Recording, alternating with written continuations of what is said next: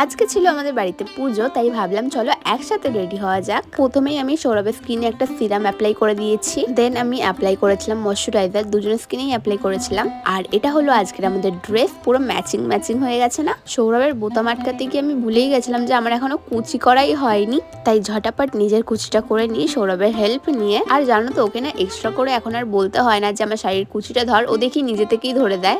আর guys, ওর আজকে ইচ্ছে জাগে যে ও আমার মেকআপটা করবে। এই ফাউন্ডেশন আর ব্লাশটা ওকে অ্যাপ্লাই করতে দিয়েছিলাম, আর কাজলটাকে এখন লং লাস্টিং করার জন্য আমি আইশ্যাডো দিয়ে ড্যাব ড্যাব করে দিলাম। আর এই ব্যাপারটা আমার খুবই সুন্দর লেগেছে যে নিজে থেকেই ও আমার লিপস্টিকের টাচ আপ দিয়ে দিচ্ছিল। আর আজকে না আমি চুলে ফুল বাঁধবো বলে ফুল এনেছিলাম, আর দেখো ফুলটাকে কিরকম হাতে বেঁধে বসেছিল। ফুল অ্যাপ্লাই করার পর নেকলেস আমি আর পরতে পারছিলাম না, তাই শুধু ইয়াররিংটাই পরলাম। আর ব্যাস, আমি কিন্তু পুরো রেডি। তারপরে সৌরভ মনে করায় যে এখনো কিন্তু একটা জিনিস বাকি আছে, সেটা হলো টিপ। অ্যান্ড ইয়েস, এটা হলো আমাদের ফাইনাল লুক। কেমন লাগছে আজকে আমাদের দুজনকে সেটা জানাতে ভুলো না।